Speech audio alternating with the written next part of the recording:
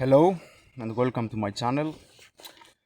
Today I found this antler in the elk park I'm working, and I thought it's a good idea to share some ideas I had around it, some philosophical ideas. First thing first, why I found this antler. This antler belongs to one male, a bull moose as we call them, that we have here at the park. His name is Lucifer. He's the boss here. He has all the females. He's the most strong one, the biggest antlers. He has all the power in the park. And here in Sweden, this period, end of January, beginning of February, the male moose, I have to make a distinction if you watch me from North America. In Europe, we call moose also elks. So sometimes you will hear me to say both moose and elk. It's the same animal in Europe. I know that in North America it's two different animals. Anyway, in this period in Sweden, the bull mooses, they shed their antlers. They don't need them this period. They are too energy consuming to carry them, so they lower the testosterone and naturally the antler drops, falls down. They do this for survival reasons, to conserve energy, and from March they will start to grow new ones until the mating period in September, to show off their new antlers to the females and of course to the other males, to show that they are the strongest, the fittest, and they have the right to mate with the females. Might is right, that's what exists in the moose world. But why I'm saying all these things? There is this philosophy, it's not so much philosophy, more like of a thought game that is called the Existential Elk Theory. It originates from a Norwegian philosopher, Peter Wessel Zapfe, if I'm pronouncing it correct. Very nihilistic philosopher, very natalist. But here in Scandinavia, you know, it's cold and depressing. So yeah, philosophy is like that, I guess. Forgive my English, it's not my native language. I'm originally Greek that lives in Sweden. So about the existential elk theory, this guy talks about him or someone else about him, we don't know, is this essay about from him called The Last Messiah. And there is this game thought about the existential elk.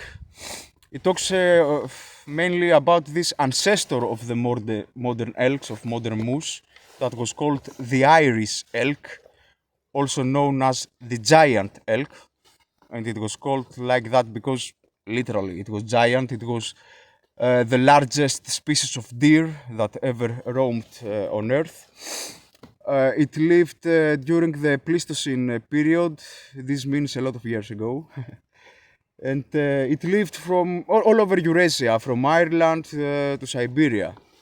And actually, the moose came to Europe, to Scandinavia, from Siberia, so it makes sense.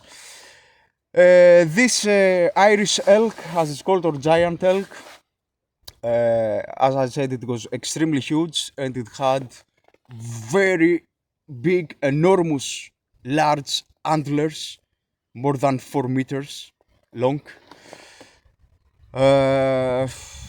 You know, it was a magnificent animal. And this, of course, the big antlers was for the same reason with a modern moose, to show off to the females, to show that it's the fittest, that they are so fit that they can find all the resources they need to grow such big antlers, to show how strong they are, and to mate with the females and scare, of course, all the other males and protect themselves from predators, of course. That's another reason those animals have the antlers, when they are attacked by predators, to protect themselves. But during the ages, the antlers of the Irish elk grew more and more bigger, and this started to become from an evolutionary advantage to a maladaptation. Their neck muscles couldn't hold them anymore. They weighed them down, the antlers. And of course, they had to find a lot of food to sustain them. This led to malnutrition. You know, all the minerals or the protein or the calcium was going to the antlers. So the skeleton started to become weak, their muscles, the organs. And eventually, the giant elk, the Irish elk, got extinct around, I don't know, 6,000 to 7,000 years ago because of this reason. Of course, at the same time, humans were around who helped to the extinction of the Irish elk, who hunted it down. We had at that time more sophisticated hunting. We already had civilization, culture as we know it, agriculture in some regions of the world. And yeah, our sophistication also helped to the extinction of this majestic creature. Here, Zapfe says that those things that made humans a superior species, this thing was the evolution of consciousness. Consciousness was this evolutionary tool that made us to create language, to create civilization, and to dominate the earth, to survive in wild nature, to create civilization, and to thrive. But as the ages went by, to us started to happen the same thing with a giant, with the Irish elk. Consciousness started to become a maladaptation, an evolutionary mistake. It became too excess, it extended more than it should be, like the antlers of the giant elk. So it started to become to humans a burden. Because too much knowledge led us to understand that one day, first of all, we will die, all the people we love and care, they will die also. So it created an anxiety of death, this consciousness, this knowledge. And we also discovered that the cosmos, the universe, is indifferent. It doesn't have an inherent meaning. It's cold and abyssal. You know, we started to stare at the abyss, and the abyss started to look back at us, to gaze back at us, like in Nietzsche's philosophy. So, yeah, consciousness started to become a problem for humans. We know too many things now, and this thing makes our life more and more difficult to cope with. Like the antlers of the giant elk. It's like a bit, you can imagine, you know, all those stories, all those cosmic horror stories from Lovecraft, that the universe is indifferent. There are all these forces, these elder gods that don't care about humans. Humans are like ants in their eyes, you know, they do their stuff, they fight with each other, and humans are just casualties in all this cosmic war and game, you know, something like that. A cold, indifferent universe. We know that now because of consciousness, and this makes our life hard and depressing and anxious. Zapfe continues that humans made some mechanisms, like a defense mechanism, to cope with consciousness. Like the modern elk, we found a way to shed our antlers, you know, because we cannot sustain them in the cold winter, and yeah, it's too heavy for us. What are those methods? He says 4 different things. One is isolation, anchoring, distraction, and sublimation. What do those things mean? The first thing, isolation. It's kind of simple. He states that in everyday life we try to suppress those thoughts about an indifferent universe, about that we will die, or the people who know they will die, that there is no meaning. We suppress them. We're in a denial. Like, you can see it like 90% of people live in ignorance. In our jobs, we do smoke talk. We don't express deep thoughts, We talk about the weather, the price of the food, how we spend the weekend, stuff like that.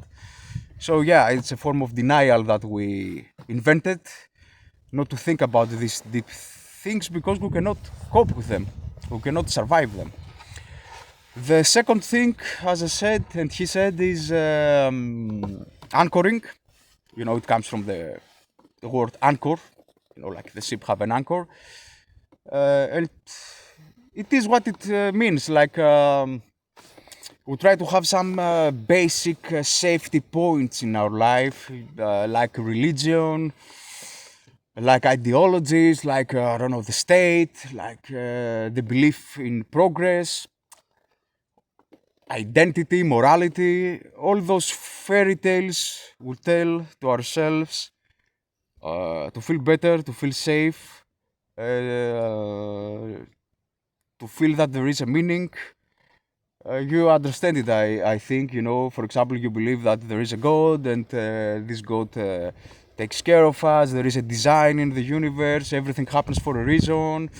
Or you believe in progress, you overwork yourself because there is a telos, there is a point that you can reach, and this gives some meaning to your life.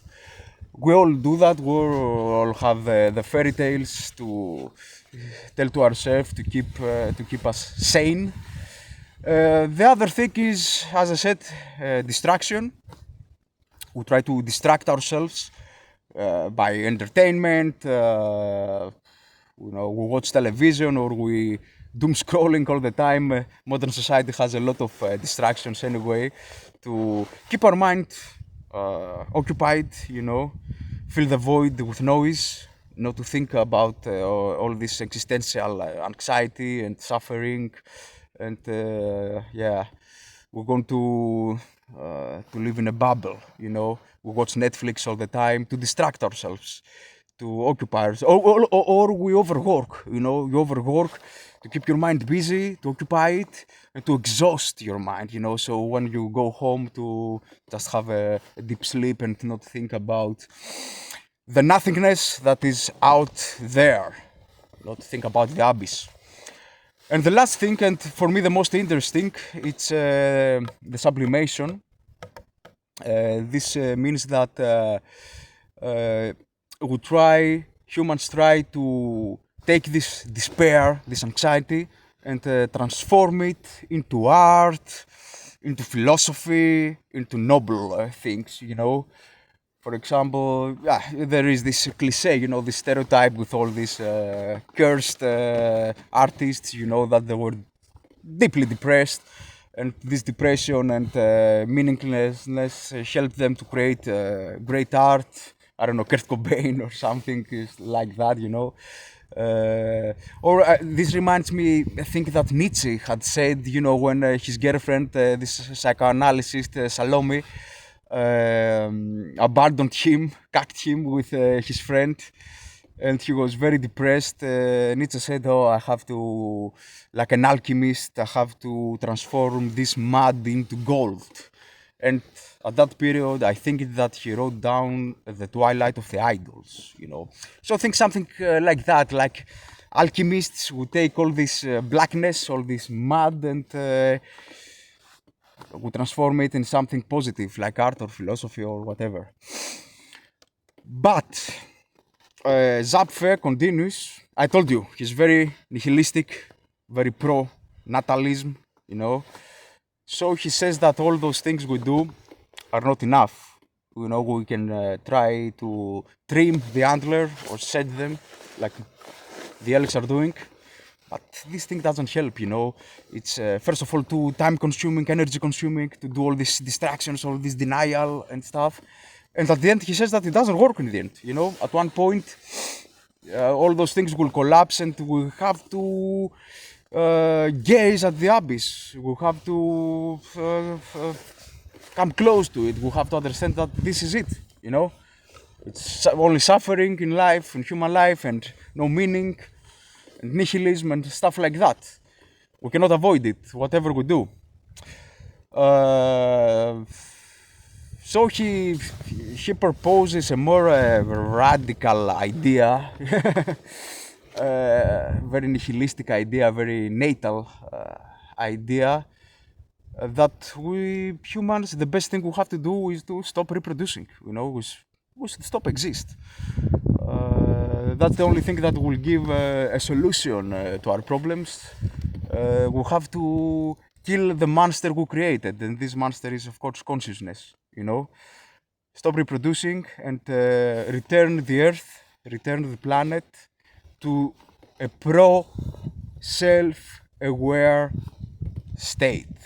You know, there is this theory about the information revolution that happened in the universe. You know, crystals started to create, I don't know, all the amino acids created information, and the first proteins and life, the first monocellular microorganism and stuff.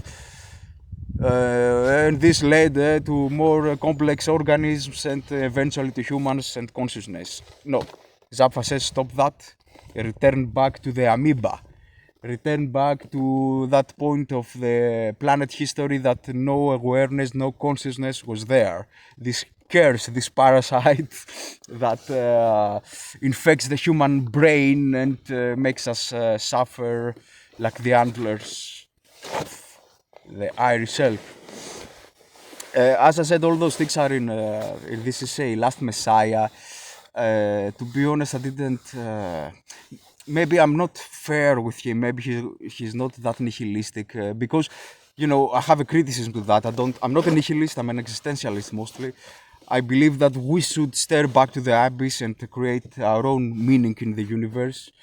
I like the sublimation idea. I don't see that nihilistic. Maybe I'm wrong that I'm saying he's a nihilist. You can comment underneath and correct me. You know, maybe the thing he says is most close to this Nietzsche thing, that we should do stuff even if they are meaningless, you know, to create art and philosophy and whatever, even if there is no point. Like, you know, I make this video now on YouTube, maybe no one is going to watch it, but I do it anyway.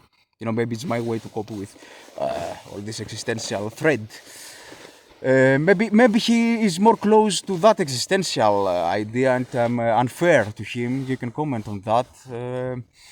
But anyway, you know, I saw the antler of Lucifer, of our alpha bull moose here, and I thought it's a good idea to share those connections I'd made with this Norwegian philosopher, Peter Zapfe. That's it. I don't want to. I think it's a lot of stuff to contemplate. I will stop this video now. I can give you a last scene of the animals here. Some of them are close to me. Here's Thor. You know, is the Swedish word for like Thor, the god Thor. You know, he has a weird adler also. The other guys are down there. Anyway, like, subscribe, show it to your friends. A last thing I want to say. All those things I said, especially the end that, you know, humans should stop reproducing and all this nihilism and stuff, maybe ring a bell to you if you have watched True Detective. Maybe you find connections with the philosophy of Detective Rust Cole, you know. He says those things like that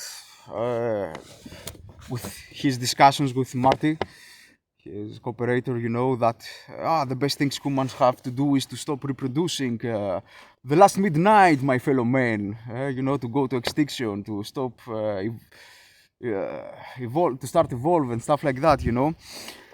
Maybe there is a connection with Zapfe. Maybe the creators of True Detective read Zapfe, and I find a lot of connections to that philosophy, and I'm thinking to make an episode also about that connection, about the antlers, because antlers are an important thing in True Detective. There is a lot of symbolism in that. Maybe there is a connection again with Existential Elk. Maybe it's not accidental that they used the antlers in True Detective. And I tried to find videos or podcasts that do this connection, but no one went completely there. And I mean with the antlers thing. There are a lot of that connect True Detective with several nihilistic philosophers, but not the elk, not the elk theory. That's it. Write down in the comments if you would like to see a video like that. And see you in the next video. Bye.